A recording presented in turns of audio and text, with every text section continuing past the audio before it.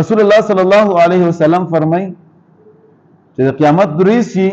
نو د قیامت په ورځ باندې یو داسې کس د الله تبارک وتعالى په دربار کې حاضر کړل شي چې ټول عمر په خوشحالو کې تیر کړی وي، هر قسمه نعمتونه وته ملو شي وي، په دنیا کې سره په تکلیف باندې پوي نه وي،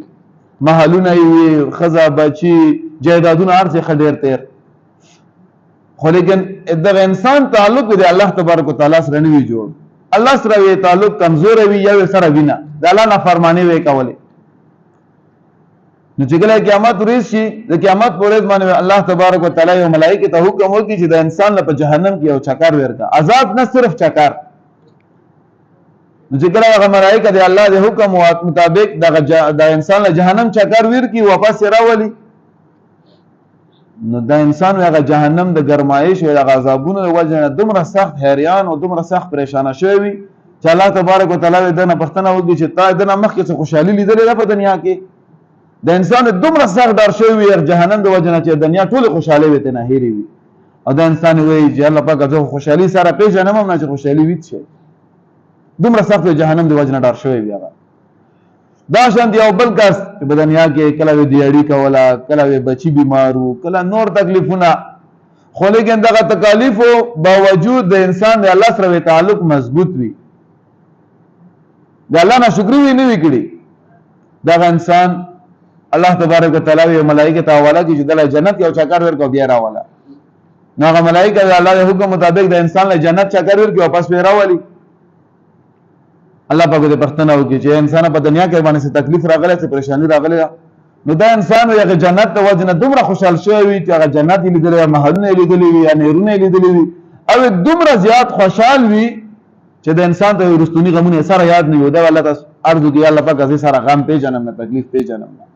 دومره خپل جنت ته چې دنیا ټول تکلیفونه به انسان نه هیر شي، د کوم تکلیفونه مصیبتونه په مونږ باندې راځي، د کوم تکلیفونه مونږ دین د وجه نه اوچتو د ټول رانه هیر شي. نو حدیث مبارک کې راځي رسول الله صلی الله علیه وسلم فرمای چې کوم ادنا جنتی چې جهنم نه ټول نه اخري راوځي هغه کم کس وي او یو کس چې په جهنم کې پروت وي او بزرګاو نه په کروڑاو کاله به کې تیر کړی وي. دا الله تعالی عرض کوي وای الله پاکه زه په جهنم کې ډېر زیات عذابونه وجنه تنگ شویم، ډېر زیات تکلیف کېم، یا الله پاکه ما لګ جهنم نه سي بهر کې په غسنډه باندې مې کېنا وا ډېر زیات تکلیف تر راته. الله تبارک وتعالى ته فرمایي چې ټیک ده زه ته په دغه جهنم څنډه ته وې بوزم، ان جهنم نه ویو باسم بهر وې کوم خاص نه چې بیا نور ته شی واړي. دا کس الله تعالی کوي الله پاکه وعده مې ده بل شي نه غواړم خالي مې دغه جهنم نه لګ لسه بهر کا بس. الله تبارک وتعالى دغه انسان جهنم نه سه لګ بهر کی بهر وناست وی جهنم سنډه باندې او جهنم ګرمایش و د بدن پورې لګيږي. د انسان الله تعالی کوي الله پاک جهنم نه خو بهر کړو خو ګرمایش وسم جهنم راځي لګ تکلیف کې موسم ته نه داسې وکړي چې دغه جهنم نه مې دغه سنډه نه مې لګ بهر کا. الله تو فرمایي ګوره تا مسره وعده کړی و چې زه بل څه نه غواړم ته بیا ځکه خپل وعده ما ته کړل او الله پاک بس وعده مې بل څه نه غواړم خو لګ مې جهنم دغه سنډه نه مې بهر کا چې دغه تو ورل نه راځي. الله تو فرمایي زه ټیک جهنم چې کوم سنډه راغی سنډه نه ویم داسې بهر کی لږ وخت تیر شي هلته ناست وي الله ته ورځي الله پاک د مخامخ جنت ته لږ داسې مې ورنږدې کړه چې هغه دروازې نه خالي وکړم چې جنت څنګه دی. الله ته فرمایي چې ګوره تا اوس وعده کړې چې نور څه نه غواړم بیا یې غواړې. الله پاک ته خو ګوره ډېر رحیم یې ډېر کرم والی را بهر دې کومه لږ مې جنت ته ورنږدې کړه چې خالي یې وکړم. الله پاک ته فرمایي ځه صحیح شوله جنت یې لږ ورنږدې چې جنت تاسې وکړي جنت داسې ټیم یې ولاړ وي جنت کې دغه محلونه ویني د خلکو جنت ویني. د انسان الله تعالی عرض کوي الله پاکه جنت ته رانږدې کړم بس ورنه مې باسه چې ورنه وځم. الله ته فرمایي ګوره نه تا بیا خپل وعده ما ته کړله تا وعده کړی چې زه نور څه نه غواړم خو بیا خپل وعده ما ته کړله. الله پاک ته فرمایي چې ځه دنیا پلاس چاند باندې وځه تعالی جنت ورکړه. د دنیا څه مراد کنه دې پلاس چاند تعالی جنت ورکړه دومره زمکه دومره محل نه ولر دا جنتی وی الله تعالی کوي الله پاک ته خو لوی بادشاہ او ته ما پر خندا کوي. رسول الله صلی الله علیه وسلم ذکر حدیث بیانولو رسول الله صلی الله علیه وسلم په مخ مبارک باندې خندا اثرات دا انسان وی الله تعالی دی الله پاک ته خو لوی بادشاہ ته چې کنه ما پر خندا کوي الله تبارک وتعالى ته خندا شي چې نه خندا پر نه کوم حقیقت دغه دنیا په لاس چاند باندې جنت عزت تعالی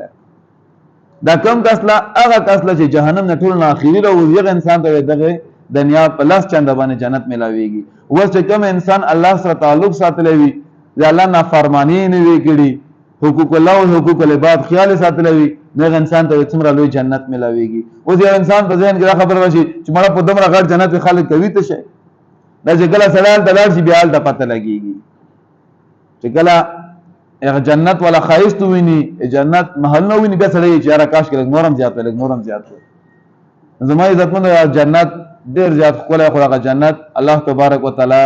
دنیا په تکلیفونو کې یې خدای ا تکلیفونه چې تکلیفونه دي سبای مونږ درو چې دل دي کمبلا یا بستر پر خپل جمعه تتل دا تکلیف دی ګرمي را روزه می اسراغ لا روزاني ول دا تکلیف او چې کله یو انسان دی الله جل جلاله سره مینا محبت پیدا شي دغه تکلیفونه او ته به هیڅ تکلیف نشي لیدل په جنگ احد کې یو صحابي جنگ احد طرف ته روان دی څه صحابه کرام زخمیان دي واپس را روان دي هغه دغه ځوان نه پښتنه کې چیرته روان یې نو دغه صحابي له جواب ورکړي چې مالا دغه احد د غرنه د جنت خوشبو را روانه ده زه احد طرف ته ځم نو احد طرف ته لاړلو په جنگ کې شریک شولو خو صحیح جنگ یو کړو تر دې پورې چې شهید شول و دغه شهادت خپل ځان قربانول یقینو کړه سخت کار دی دومره سخت کار دی چې د حد نه زیات خپل بچي د جهاد لپاره لګل قسم په الله دومره سخت کار دی چې د حد نه زیات چې ته په خوشاله باندې خپل ځای راغټ کې ته مخ کې راغټ شي ته سره مینا محبت جوړ شي مینا محبت ته سره پیدا شي د ګټ شي او یو نه بعد خپل بچي جهاد لګي ډېر سخت کار دی ولیکن صحابه کرام ته هیڅ سخت کار نه و یو جنگ کې وزنانه د خپل کوت معصوم نبی علیہ الصلوۃ والسلام نه جنگ په میدان کې ورګي چې یا رسول الله د معصوم اسلام واخلا نبی علیہ الصلوۃ والسلام د پښتنه کوي چې دا خو ورکه معصوم دی دا معصوم باندې عزت شي وکړه دا خو جنگ نشي کولای وب نشي راغسته هیڅ شی نشي کولای هغه زنانه مینه محبت سمرو و یا رسول الله ماته پته چې هیڅ شی نشي کولای خو چې کله کافر پتا سو باندې حمله کوي ما بچي ور مخ کې کچره به باندې ولګي ته به باندې بچي دومره مینه محبت یو مون خو یقینو کوي دور په مینه محبت هم صحیح نشته دل کله کله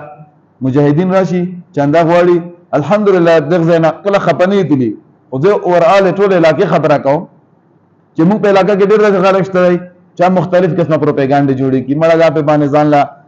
خوراکونه په کې ځان لا په باندې نور شینه کې ما سه جهاد په نامه غونډه دا قسمه خبره څو خاصم نه چې کوم خلک چې جهاد لپاره کوم خلک جهاد ته تعاون کوي او ټایغه خلکو په خبره نو زمای عزتمند دغه تکلیفونه سړی ته بخول لیدای شي د شپې او چې دل انتهایی سخت کار دی یقینو کډیر سخت کار دی چې اوس شپې بستر پرېګه د شپې په 2 بجې باندې یا په 3 بجې باندې اتره او چاته گاو بیا او 10 کا او یا نه پاس بیا او درېګه مونږ کا خو لیکن کله چې یو انسان د عمل خوند واخلي نو بیا د بستر خوند ورګي د په خبره بستر